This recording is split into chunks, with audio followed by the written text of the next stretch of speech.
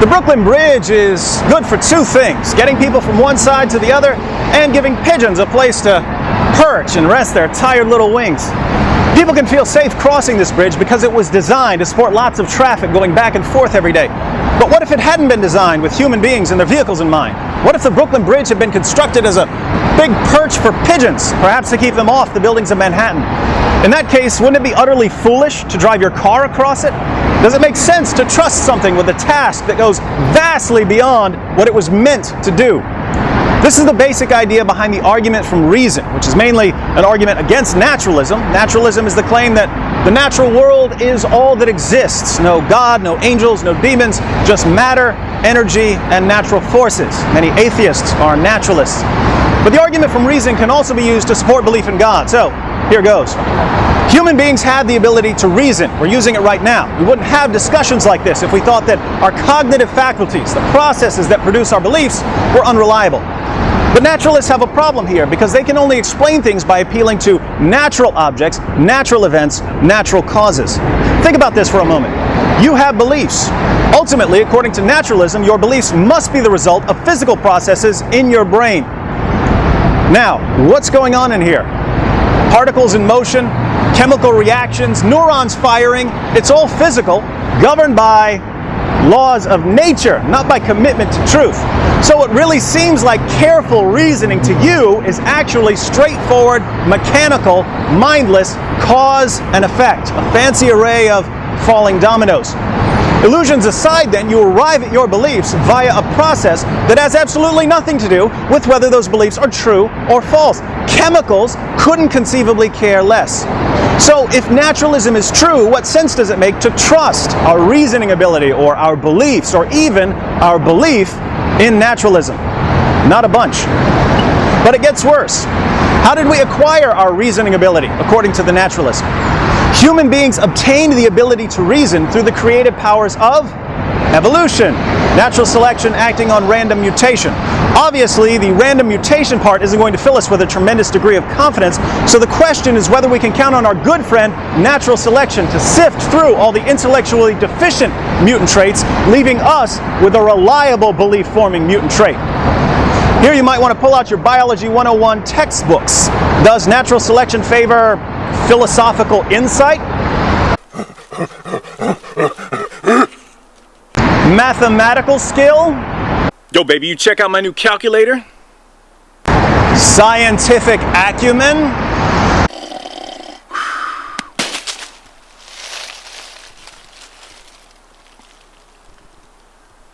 Stupid apple! Of course not. Natural selection favors traits that help organisms survive and reproduce. So if human reason evolved, it's either because it helped us survive and reproduce, or it's a complete biological accident. Would this give us any basis for trusting our reasoning ability when we're dealing with questions of theology or philosophy or cosmology? Not at all. At best, we could have some confidence in our cognitive faculties when it comes to finding berries or using a spear against an enemy or doing something to attract a mate. Oopsie, I dropped my calculator. Reason would have been selected because it helped perform these tasks, not because it produced true beliefs. One obvious objection at this point is that reliable cognitive faculties do help organisms survive and reproduce. If you believe that jumping off this bridge will kill you, and I'm convinced that I'm a pigeon and can fly, I'm probably going to die and you're going to live and maybe have children, passing on those smart genes of yours to the next generation. But there are two problems with this response. First, there's a massive difference between, on the one hand, beliefs that help us find food or a partner, and on the other hand, beliefs about ultimate reality or the origin of the universe or correct scientific methodology. The kinds of beliefs that help us survive and reproduce are usually grounded in basic observation and experience. My friend Thag died eating these berries, so I won't eat them! But even the lower mammals can do that. When a mouse sees his buddy stuck to a glue trap, he learns to avoid glue traps. Does this suggest in any way that rodents are capable of metaphysics or epistemology or ethics? No, even if you had a perfectly reliable belief-forming system in one area, say avoiding mousetraps, that wouldn't be any reason to trust the system in a far more sophisticated area, say avoiding logical fallacies. My friend Thag died committing the fallacy of denying the antecedent, so I won't commit it! Second, when it comes to survival and reproduction, false beliefs can often be just as effective as true beliefs. If you believe that jumping off this bridge will kill you, and I'm convinced that I'm a pigeon who can't fly because my wings have been cursed by the flying spaghetti monster, we both avoid the edge and we both survive. False beliefs can even be helpful in all kinds of situations. If you've got the hots for someone but you're too shy to make a move and the astrology hotline tells you that the position of the planet Venus is just right for love, your false belief in astrology might give you the confidence you need to meet that special someone. Hi, now that your man Thag is out of the way, I'm Dokmar. I'm a Scorpio. Here's the rub. When theists and naturalists argue about the world or morality or God, we enter the argument as if we're on some sort of intellectual neutral ground. Well, we all agree that our cognitive faculties are functioning properly, so let's take it from there and see what we can prove. But things aren't that simple. If naturalism is true, the causes of our reasoning ability are particles in motion, random mutation, and a selection process that favors passing on genetic information, not truth. The process that selected human reasoning ability is the exact same process that gave us the claws of a tiger and the colorful buttocks of a baboon. We wouldn't rely on a big pigeon perch to get us from Manhattan to Brooklyn. Why in the name of common sense would we rely on a mutant physical ability selected by a process that at least occasionally favors multicolored butt cheeks to get us to a correct view of ultimate reality? Why would we rely on reason to get us to true beliefs at all? It wasn't made for that, according to the naturalists. Naturalism, then, doesn't just rule out knowledge of God, it rules out knowledge of pretty much anything. It's not only a threat to belief in spirits, it's also a threat to belief in science. And I have to ask, since you naturalists tell me there's no afterlife, what happens when you commit intellectual suicide?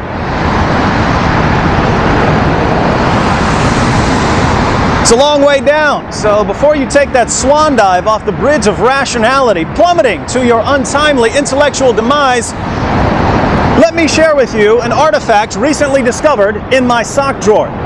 This calculating device dates back to the Paleolithic age and was constructed by early man to add, subtract, multiply, and divide.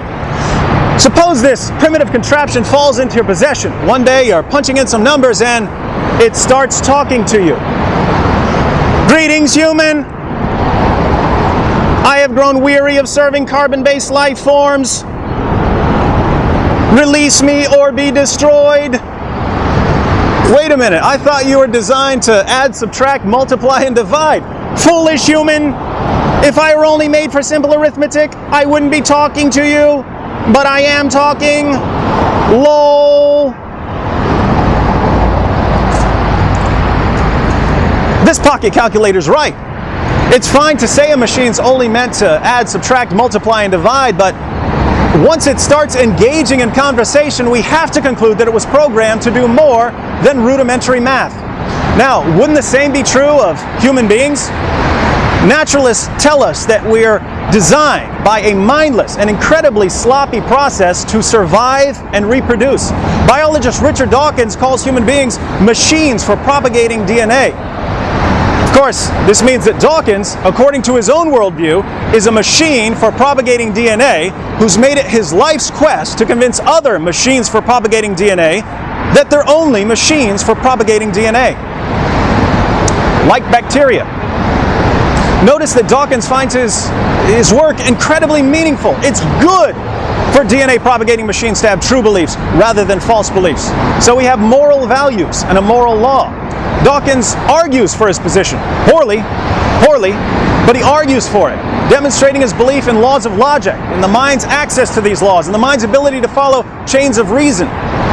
Dawkins appeals to biology to support his case, presupposing our unique ability to self-reflect and to scrutinize our own natures scientifically. The naturalist looks at all of this and says, "Oh, happy accident! Chance hath poured forth her bounty." But we've already seen that this sort of blind faith in naturalism completely undermines any confidence in our human reasoning ability, and therefore undermines any confidence in what reason produces, namely our beliefs, including our belief in naturalism. So if we take naturalism seriously, we can't take naturalism seriously. Behold the incredible self-destructing worldview. There is an alternative, however. Christians believe we are created in the image of God with the ability to learn about everything up to and including our Creator. Does this give us a basis for trusting our reasoning ability? Absolutely. Our cognitive faculties aren't simply the product of natural selection acting on random mutation, and they serve a greater purpose than finding food. In other words, our ability to reason about ourselves and the world and God makes perfect sense on my worldview, but it makes no sense on naturalism.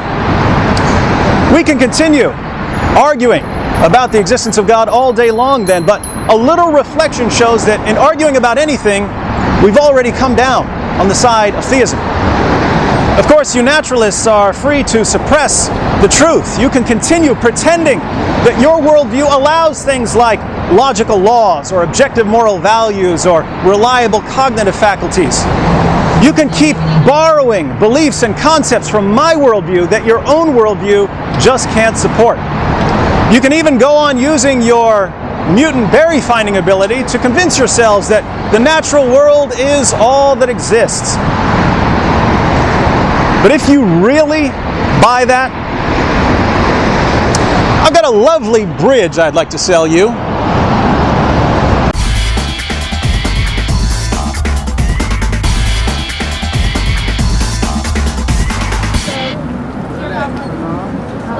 In honor of my friend Fag, pass on this video.